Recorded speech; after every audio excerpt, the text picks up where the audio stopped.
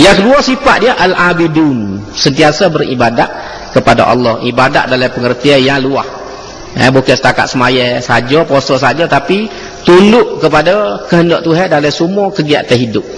Lepas tu al-hamidun, memuji-muji Tuhan. Terutamanya dengan zikir kita. Lepas tu as-saihun, orang yang puasa lah. As-saihun ni yang berpuasa. Puasa.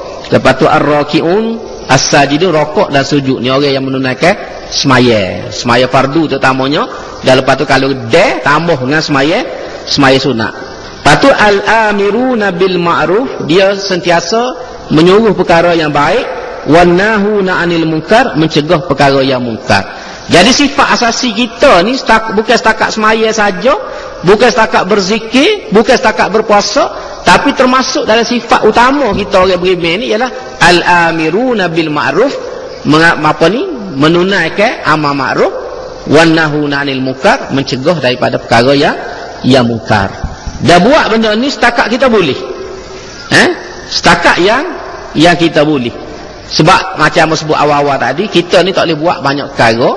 Dah bukan semua orang boleh buat benda yang sama. Ada orang dia boleh buat ni, ada orang boleh buat ni, ada orang boleh buat lagu tu, ada orang boleh buat lagu ni. Kita buat setakat kita boleh. Cubalah kalau kita pergi, orang kata gapo, pergi tolong buat rumah orang, gotong royong buat rumah. Bukan semua orang boleh nukeh. Tidak gitu Dan bukan kalau pandai pun tak kira semua orang nak pergi paku dinding belakang. Ataupun semua nak pergi pasar rabung belakang. Sebab tak muat kalau pakat naik habis, nak paku pun tak boleh. Tidak gitu Jadi setiap orang dia buat mengikut hak dia boleh. Hak boleh maku, paku. Hak boleh usung, hak boleh gaji. Hak paling kurang pun dia buat siapa tak apa dah. Paling kurang pun dia buat siapa, jono tak apa. Mana tapi setiap orang dia buat kerja dia, barulah jadi kerja. Hak tak sih ni, hak pandai tak buat. Hak tak pandai lah kau tak buat. Kau berat ada. Hak pandai pun tak sih buat. Tu hak jadi masalah. Dia tahu tapi dia tak sih laksanakan tugas dia. Jadi hak ni pentinglah kepada kita ni, jangan kita jadi seperti Bani Israel. Kemudian seterusnya dalam perbicaraan ini dia sebut lagi hadis ni kita baca semua lah. Hamba baca sekali lagi, iaitu yang Nabi kata man ra'a minkum munkaran falyughayyirhu biyadihi faman lam yastati' fa bilisanihi faman lam yastati' fa biqalbihi wa dzalika adhaful iman. Hadis riwayat Muslim. Nabi kata sesiapa yang melihat kemungkaran, maka adalah dia ubah kemungkaran itu dengan kuasa, biyadi dengan tangan. Ulama tafsirkan sebagai dengan kuasa yang ada pada dia. Faman lam yastati' fa bilisanihi, sesiapa yang tidak mampu hendaklah dengan lidah dia. Faman lam yastati' fa biqalbihi, kalau dia tidak mampu dengan hatinya, dan itulah iman yang paling lemah.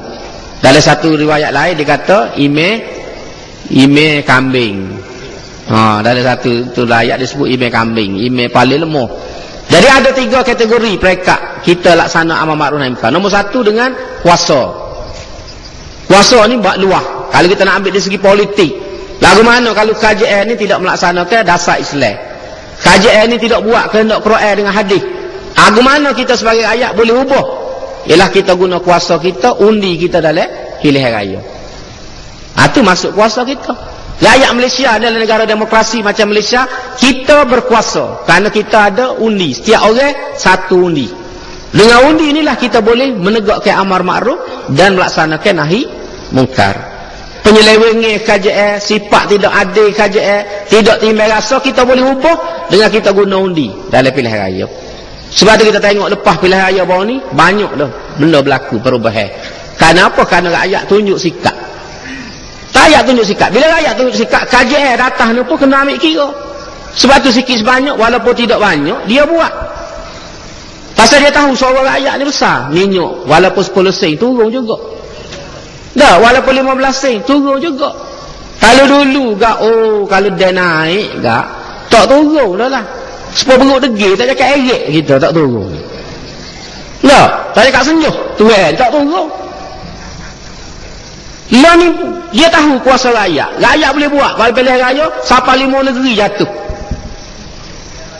Jadi KJN atas dia tahu dah ni kuasa rakyat tak boleh buat main-main. Siapa sama sendiri pun berhentilah weh, bola demo weh. Jali tahun 2010, ni mungkin awal lagi di pasar tak lagi dah. Tak lagi dah, letih dah kawan tu. Capu poso lagi, capu tekene tu kan. Allah letih nas ya dia. Hak dalam pun suruh turun, hak luar pun suruh turun. Lah hak dalam suruh turun cepat, hak luar suruh turun. Jadi tahu belaka, bini pun marah, hak duk kena luar pun marah juga. Jadi nak pergi mana dia? Ni contoh dia. Kuasa kita sebagai ayat. Selama kening kita tak tahu guna. Rakyat Malaysia selama kening ni tak pandai guna kuasa dia. Kita di Kelantan alhamdulillah cerdik. Sejak pada tahun 90 pas hari ni cerdik Kelantan. Cuma tahun 2004 yang gelenyah mata. Tak apalah, gelenyah geli, dia geli. Lepas hilang geli tu dia betul duduk balik comel lah. Jadi nak ayat cerdik Kelantan ni tahu nak guna kuasa politik. Dan inilah kuasa kita sebagai rakyat. Balik kita guna benda ni dengan molek, KJL pun tak berani buat, tak comel pada kita. Sebab dia tahu kita menentu siapa nak naik, siapa nak turun setiap kali pilihan raya. Ni ayat ni lah dikatakan kuasa dalam sebuah negara demokrasi. Kita ada kuasa di segi politik, di segi lain. Kalau orang itu ada jawatan, kuasa dia dalam bidang jawatan dia. Kalau dia jadi menteri besar, dia jadi esko, dia jadi wakil rakyat, dia jadi ketua jabatan, dia jadi gotu, jadi goni. Paling kurang pun untuk ngulu kapung, untuk email kapung, tu ada kuasa belaka dalam bidang dia masing-masing. Setiap orang ni kena guna kuasa dia setakat boleh untuk betul benda yang tidak molek. Kalau semua pakat buat sikit sore, banyak selesai masalah. Tapi bila kita tak guna kuasa ni, waktu jadi tak kena situ, jadi tak kena sini tu, kira getulah. Lebih berat lagi kalau salah guna kuasa. Jadi agama suruh ni, bila kita tengok kemungkaran berlaku, kena apa? Diadi dengan kuasa. Kalau tak boleh, kita tak ada kuasa, maka fabilisanihi dengan mulut lidah kita. Paling kurang apa tegur, nasihat. Kalau kita boleh ngajar, boleh ceramah, boleh beroyak. Bila-bila duduk kedai kopi, bila-bila duduk atas gerai, bila-bila mai haji pun boleh lagi. Kita ni mai haji pun sedap-sedap pun kena mayar weh. Jangan degen haji naik mayar duk bukan dia. Haji 4-5 kali sehari. Tapi semayar duk. Tak kena lah duk. Kita boleh royak bila-bila pergi mai haji dengan tujuan dakwah, tak salah. Mai haji siapa masuk mai kita pergi mayar weh, pas kita sambung nak mai bawa apa pun tak apa. Lah. Lain cara dia lagu tu. Kita main bola apa lagu tu juga berhenti waktu semayar. Kalau kita terlibat dalam hiburan ni kita tegur. Benda-benda tak kena kita tegur. Lidah kita tu kena hidup. Kena hidup lidah tu. Lepas tu pula tak lagi juga paling kurang kata hadis ni, hati kita kena tidak reda. Dalam hati paling kurang tengok Allah tak kena kita nak kecek, boleh jadi kita tak berani. Kuasa tak ada kita nak kecek tak berani. Sebab apa? Sebab orang yang buat benda tak molek tu besar pada kita. Pakak kau kuasa dia kau ataupun tubuh dia besar. Ukur-ukur tak ada lawan.